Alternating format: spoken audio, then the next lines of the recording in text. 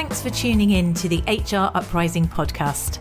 I'm your host, Lucinda. The HR Uprising is focused on helping forward-thinking people professionals deliver real lasting value in their organisations. I'm a chartered psychologist, speaker and trainer, and recently authored the best-selling business book, How to Be a Change Superhero. My day job is founder and CEO of software and training business Actus. This gives me the opportunity to work with other businesses like yours. We are focused on building a better workplace for people wherever they are located, with the help of our performance, learning and talent management software and our training and consultancy services. Every week on the podcast, I will be covering different topics and challenges, joined by relevant experts and real-life people professionals. Thank you so much for tuning in. I really hope you enjoy and get value from this week's episode.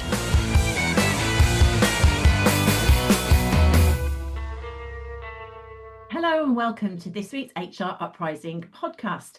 And we're going to take a break from our high performance series. And the reason for that is that a repeat guest, Dr. Jo Burrell, reached out to me recently with the findings of their HR Wellbeing Report.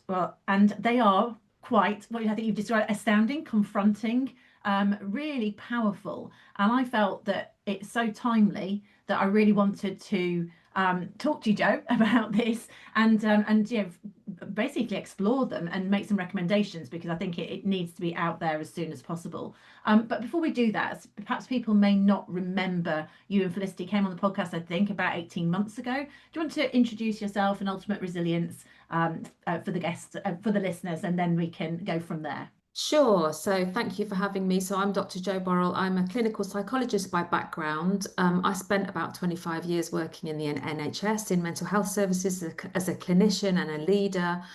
And then, as you say, Felicity, my business partner, and I set up our business Ultimate Resilience around 10 years ago, and delivering training and coaching mainly. We're very interested in resilience because it is a concept that's very well evidence-based. There's lots of skills and techniques that are well known to be useful for helping people to tackle stress and also prevent burnout.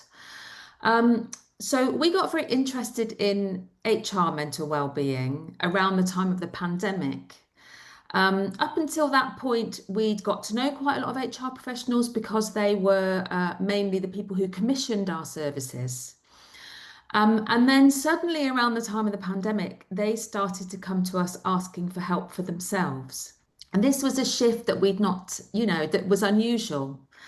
And we took note of it and we thought, what's going on here? Why is it that they're suddenly reaching out for help for themselves rather than for other people in their organisations? And we had a look to see whether there was any data out there about HR mental well-being, and found there was almost nothing.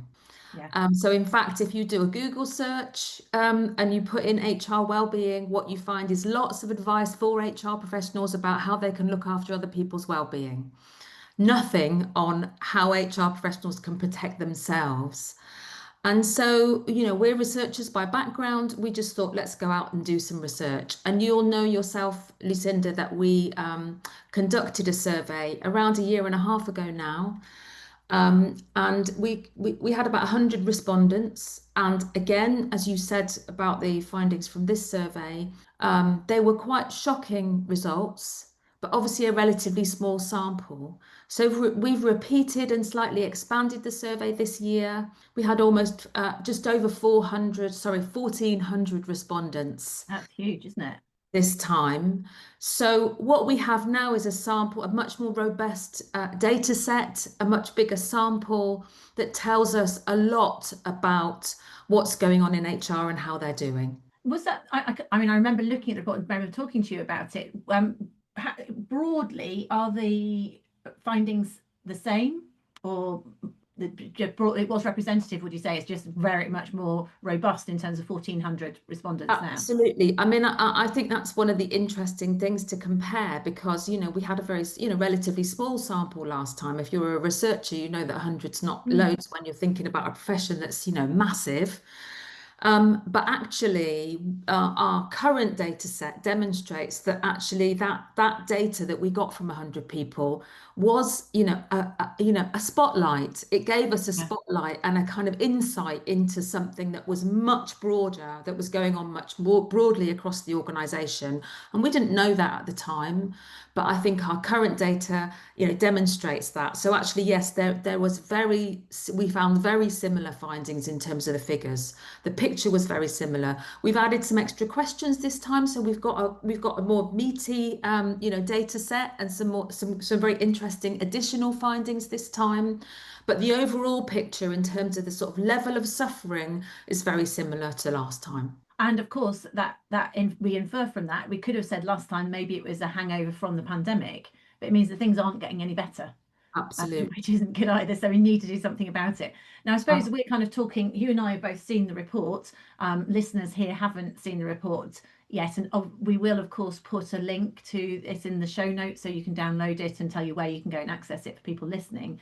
But I suppose I think it would be helpful if you want to give a little bit of a high level summary, Jo, before we dig into it. So what were the highlights that the report found? Of course.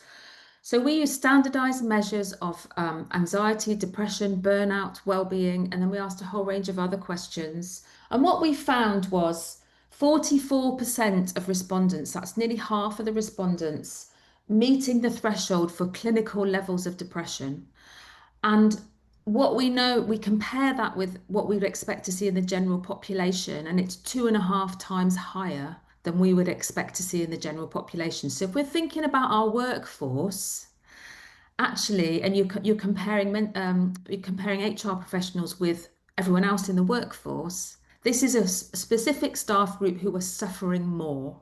Yeah. And we found clinical levels of anxiety 1.5 times higher than we would expect to see in the general population. 63%, so well over half, very likely to be experiencing burnout, so very significant symptoms of burnout, and an additional 15% at risk of burnout.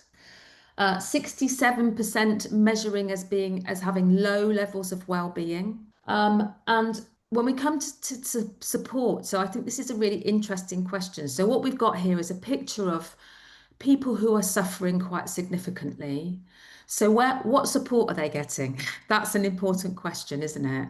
So we asked, do you currently feel supported at work in relation to your mental well-being? And only 13% said they felt very supported. So the remaining 87% are essentially saying that support is insufficient to some degree. So there's a big disparity there between the level of suffering and the degree of support that's available for people. Now, we also asked people, are you considering leaving the profession? And 42% said yes. So we've got, and obviously we don't know why they're thinking about it. We can't make it necessarily a link, but we can make an assumption that their struggles with their well-being are contributing at least partially to that problem of them thinking about leaving the profession. So, as I say, really quite shocking findings, especially when you're benchmarking against the general population and seeing, 3 times the amount. I suppose a couple of follow-up questions for me, which I'm sure you'll have looked at in the background in terms of this, and then we're talking further about them.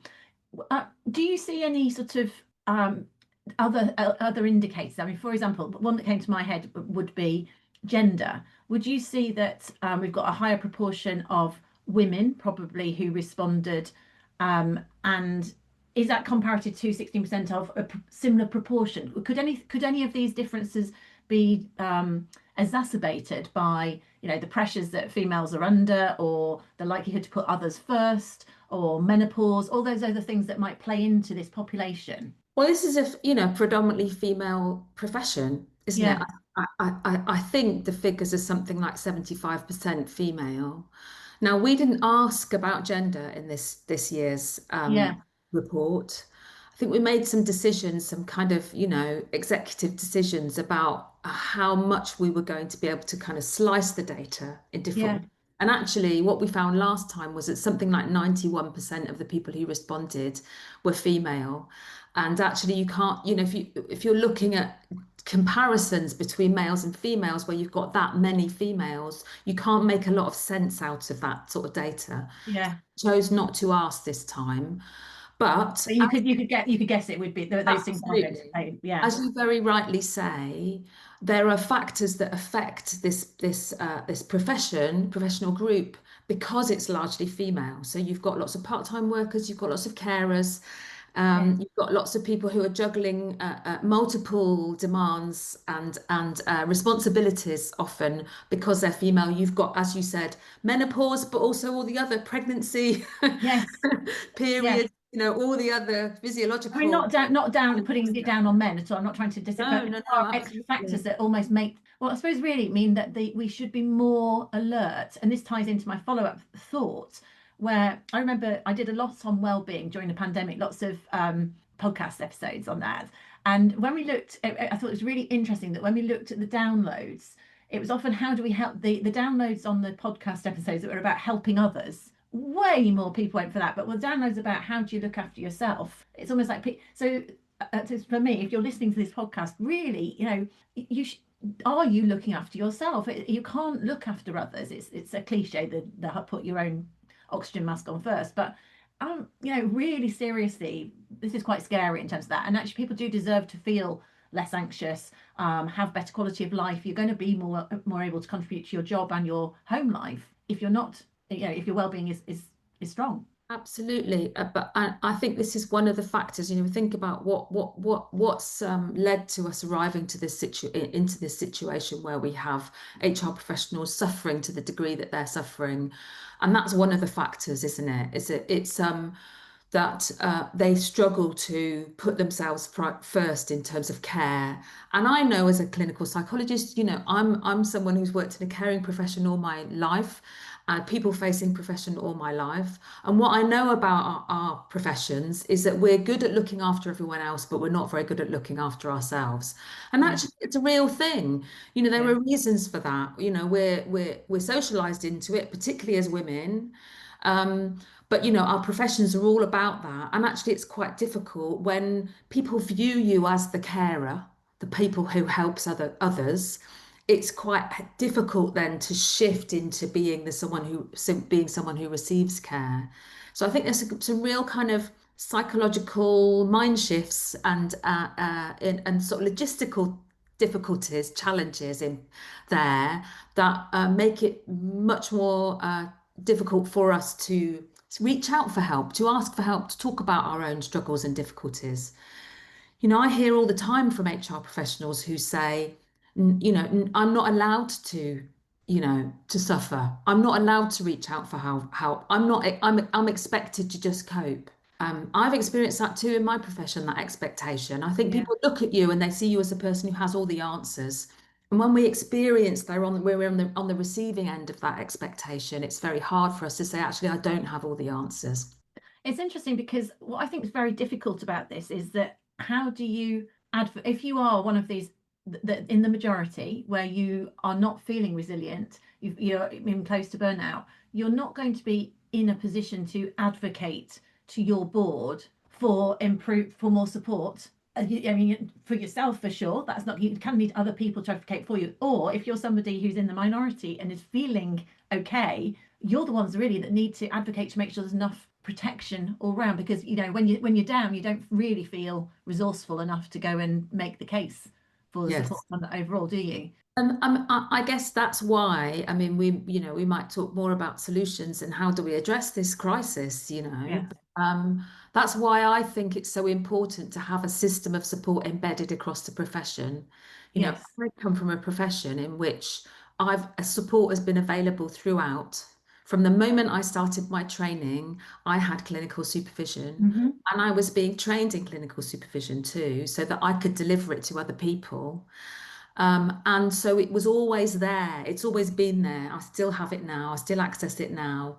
So it's meant that I've never had to ask for it. I've never had to say, you know what, this job impacts me and my emotions and it affects me and I need space to process that and to deal with it. It's been assumed that I need it, you know? Yes. Would you say, I mean, other survey, would you see that the, if you look at clinical professionals, because obviously under a lot of pressure as well, would you see better well-being there, or would you still see this sort of, these sort of ratios? Do you know? I don't know off the top of my head what the figures are, but what I do know is that there is certainly evidence to suggest that things like supervision, support systems like supervision, protect against Yeah, burnout. So they yeah. certainly, there's good evidence to show that accessing something like supervision protects you and your well-being. And it makes sense, doesn't It it? does make sense. I mean, and actually, it's a bit of a no-brainer, isn't it? Yet it doesn't exist for HR. I mean, so I mean, I noticed you've got David D'Souza's commented in this document, hasn't he? Is this something? I know you can advocate for supervision, but do you think maybe we should go further than that? Like the CIPD should expect you. There should be an expectation in order to maintain your membership. You have to take part in supervision. Well, I mean, certainly it's seen as good practice within my profession. Absolutely. Mm. I mean, I think certainly if you were scrutinized for any reason, one of the questions they would be asking would be, would you be accessing or were you accessing regular supervision? Because it's seen as good practice in terms of your professional development and your Yes. learning, as well as your emotional, support. Um, I suppose one of the things that we advocate for in our report is a set of mental health standards, and I think there's something in that certainly around the profession setting some clear standards about what kind of minimum level of support HR professionals should be receiving, and what Yeah. type of support that might be. And I would certainly advocate for a model which, clearly works within my profession, where HR professionals are training in an approach like supervision from early days, so that they can Yeah. then roll it out to each other. And it's a self-sustaining system. And, if you're in a department of more than one, then you can be delivering this to each other at no cost. So it's a Yes. totally cost-effective system too. What would be, I mean, I think, do you do supervision training, Joe? Is that something that you guys offer? Not yet, but we are planning it for next year. So we're Yeah. offering HR supervision now, in individually and groups. Right. And currently we have planned a book on HR supervision. So developing a model of HR supervision specifically, because of course this is a new approach in Yeah. HR. And we're looking to launch our training for HR professionals. Almost like a train the trainer, you could do that. So the reason I was Absolutely. asking that was Yes. for somebody who hasn't experienced supervision, it would be interesting if you could describe what it is and is it like coaching, or how does it compare to something else we might have experienced? Sure. I mean, there are certainly crossovers with other sort of professional development approaches like mentoring and coaching. Mhm. I would say that some of the differences are that supervision is intended as something that you experience continually. It's an ongoing source of support. So coaching tends to be sort of a time limited thing, doesn't it? It's like you go Yeah. into coaching because you've got a particular goal that you want to achieve or a challenge you want to overcome, and you maybe have a set of 10 sessions or whatever it is. Whereas supervision is intended as an ongoing source of support all the way through. So it's there all the time. It's a regular source of support. It's a personal and professional development approach. So it has sort of two main focuses and functions really. It's there to support your professional development, your skills, your knowledge, the technical sort of aspects of your role. But it's also there to support you emotionally. So it's a space where you can talk about the emotional impact of your work. You can process that. You can think about it. You can process and explore the ethical dilemmas that might be around in your work. And I know there are lots in HR, as Yeah. there have been in my career. I think that one of the differences from coaching is it's intended much more as a reflective space. So, we live in a world where we're constantly looking at goals and targets, and coaching is a bit is more goal orientated, I would say, whereas Mm. supervision is intended to be where we can reflect. And in the busy world that we live in, actually, it's something that's really lacking space to reflect. But we know again from research that reflection helps us with problem solving, with creative thinking, with innovation. certainly helps, I think it helps HR professionals, and this is our experience delivering supervision, to feel less alone with some of the challenges that they face, because they have the space to kind of think through, to process, and to arrive at a way forward. Yeah, yeah. So certainly a recommendation for people who haven't, from the support point of view, could reach out for supervision, particularly there's many, if you are an HR department of one, which there are many of those, having, getting investment in that professional supervision would be something you could do. What else in terms of the recommendations have you got, in terms of, if people read this report and they think this is me, what other sort of recommendations have you got for people? And also maybe recommendations for prevention of getting there in the first place. Yes, absolutely. Well, I mean, I think that there's been a bit of a conspiracy of silence around HR wellbeing. It's like I was saying earlier, I think I think that because Lift up a lip. Sorry? Yeah, Lift up a lip. that's keep calm, carry on, head down, carry on, and I think there's been a lack of acknowledgement that this has become a profession that is incredibly challenging. And I think that's partly to do with the fact that it's changed so much. The remit of HR professionals has changed so much over the past sort of 20 odd years or so, hasn't it? And I think that there hasn't been, in line with that shift in focus and kind of broadening of the remit, there hasn't been consideration of how that impacts the well-being of HR professionals. And because there's been a lack of recognition and acknowledgement of, what's very clear from the report, I think it's very difficult for HR professionals to speak up and say, I'm struggling, and actually this work affects me. So I think there's something very basic, which is about open conversation about how this work affects us, about speaking openly. And I think if you're a lead professional in HR, there's a real onus on you to set that kind of tone, to be creating opportunities, to be setting an example, to be demonstrating that it's okay to struggle sometimes, to be saying it's understandable if you feel stressed, if you feel overwhelmed, if you feel emotionally traumatized, if you're, in facing an ethical or moral dilemma and that's causing you distress.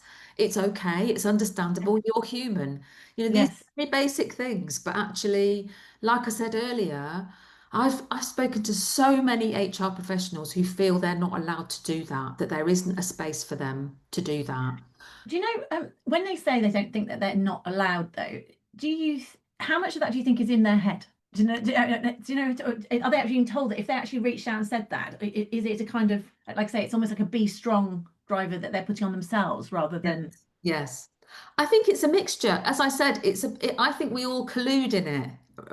Ultimately, it's like, I think that everyone wants to believe this kind of myth that HR professionals are kind of superhuman, and it's convenient for all of us to believe that myth, because then we don't have to think about and worry about what other things we need to do in order to support them and protect them, and we can keep going to them with all these insurmountable problems and challenges. We can keep going, oh, it's all right, HR will deal with that. We can keep doing that and feeling confident about our ability to be able to do that. So that's why I sort of talk about a conspiracy of silence. It's like we're all colluding in that silence in a way.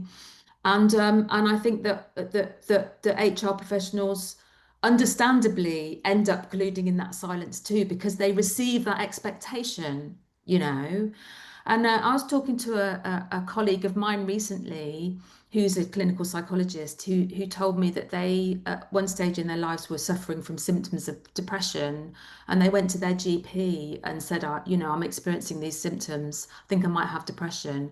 And the GP said, but you're a psychologist. I think there's something similar. How enlightened. Indeed, and that's from another healthcare professional. Yes. And what those words convey is, you shouldn't be suffering. You should know how to sort yourself out. And I think that's what HR professionals experience sometimes. It's not from everyone. It's not every time they put their hands up and say they're struggling, but they do get those responses. I hear it from people. Others are pleasantly surprised. Sometimes they might go to their manager or their you know, whoever, and say, I'm struggling, and actually get a different response. Yeah. I think many get that type of response. Yeah. I'm quite sure that GPs probably are also in a high risk category of things. But I mean, the key point we were saying, you know, reach out, go and get that support. Make it acceptable. If you're a line manager of others, let's not just offer it to other people in the business. Let's think of our as HR. But for me, I think when I've done things on this before, I look at others, when you get to that point of burnout, because I've had people on the podcast that have had burnout, it's a slippery slope, isn't it? And when you get to the point of going, I'm not coping, you needed to ideally, you needed to have done something before then to try and just build your resilience. You know, that's what you guys are all about. It's great, your great name there, isn't it? So yeah. Tips for literally anybody listening here today about building their resilience, try and prevent, you know, preventative care. What would be your top tips there, Jo? I mean, I think certainly for HR professionals, boundaries is a real issue, isn't it? You know, you hear this a lot. I think they really struggle to impose boundaries and to be assertive around boundaries. And actually, if you're going to protect your well-being, you have to be assertive in relation to your boundaries. So that's thinking about that division between work and home. Yeah. And I think that's a challenge for all of us nowadays, because that line is really blurred with modern technology and the ways that we work nowadays at home and everywhere. You know, we're in coffee shops working, and we're on the bus working, and, you know, yeah. It's possible to do that now because of modern technology. So we have to be more intentional, more conscious, make a more conscious decision to set those boundaries. So we have to say to ourselves at 5 o'clock or 6 o'clock or whatever it is, I'm shutting my laptop and I'm going to put it in, you know. And we do have to be assertive with other people too, and that can be hard sometimes. But if you're going to protect your well-being, if you're going to prevent yourself from getting to that burnout point as you described, you have to do that. Yes. And I guess also it's what you do with that time when you do shut the laptop. Or maybe it's about creating, you get to that yoga class or whatever it is, or get the walk, Yeah. you know, and don't take work calls when you're walking the dog, or what, those sort of things which can do something that's reinvigorating you. Yes. And makes you do it, because it's really easy to work on, isn't it? So creating something for yourself that's going to reinvigorate you, I guess, at those points. I was asked yesterday in a podcast about what I do to protect my own well-being. And, you know, you mentioned walking the dog. And one of the things I said is I've set a new rule for myself, which is when I walk my dog, I don't look at my phone. So I just have it with me just in case, you know, Yeah. I have it in my back pocket. And every time I get an urge, like I might go, oh, I wonder if I can buy that book on Amazon. I go, no, I'm not going to look at my phone. I'm going to give myself that space away from devices, because devices connect you with work, but they also connect you with all sorts of other things that can be stressful and overwhelming and difficult, you know. So, and actually, it's a great opportunity when I'm walking my dog to be mindful. Yeah. You know, it's a moment when I can be mindful. I'm also doing another task that I need to do through my day, so it's not taking up any time, but I can take that moment to be mindful and to be in the moment, rather than focused on all the other stuff that's going on in my life. And the other thing I talked about was being connected with our loved ones.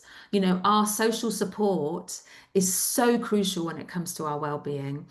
So reaching out to the people who care about you, who love you, who have your best interest at heart, you know, connecting with them, socializing, just being in their company is important for our well-being, but particularly at times when we're struggling. So if we're noticing we're feeling stressed, just talking to someone else and connecting with someone else serves to buffer you against that stress. You know, the research is that it demonstrates if you have a good, strong social network, you're more protected against stress. So get out and have that night out with the girls and have a laugh or something like that. Don't let work get in the way of those things which are equally important. I mean, this reminds me very much of the seven. I used to train on the 7 Habits of Highly Effective People, Stephen Covey's book, and that whole sort of thing about sharpen the saw. And then it's really easy for us to just prioritize work, but actually no one was on their deathbed wishing they spent more time at work, right? They wish they'd done a 70-hour week. So placing equal value on our loved ones,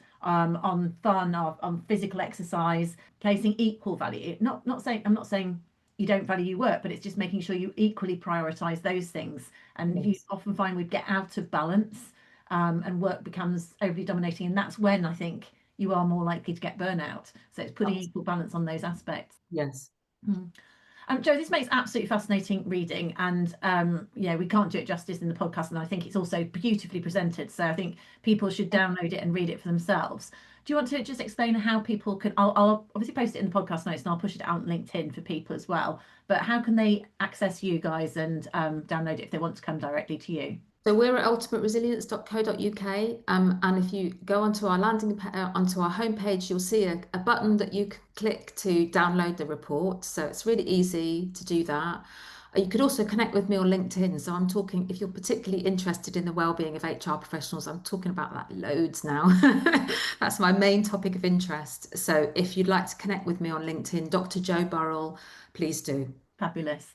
Jo, a pleasure having you on the podcast again. I think this is really important work, so thank you so much for sharing it with our listeners. Thank you for having me. I really hope you found this week's episode useful and enjoyable.